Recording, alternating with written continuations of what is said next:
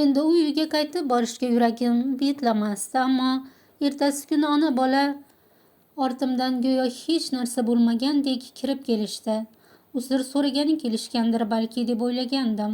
Tulkidan ayyor bu kimsalar o'zlarini oqlash maqsadida kelishgandi va bu yo'lda hech narsadan qaytishmasdi.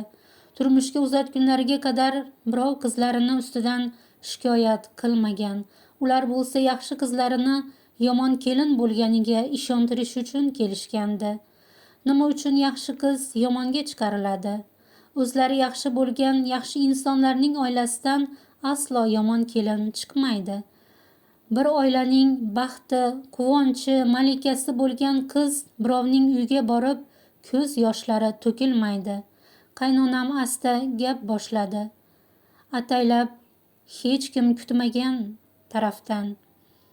Rad etishlariga yo'l qoldirmay, o'yga toldiradigan tarzda, yana eng qizig'i barchalariga og'ir botadigan yo'lni tanlagan va bunga yillar davomida barchani ishontirib kelishgandi. Qizinglar shunchalar kibrliki, meni qishloqi deb mensimay, men bilan gaplashmaydi. Biron ish buyursam o'zingiz qiling ishlaringizni.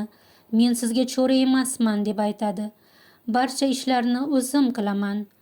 Ularning bunchalikka borishlarini kutmagan ota-onam bu gaplaridan hayratda qolishdi.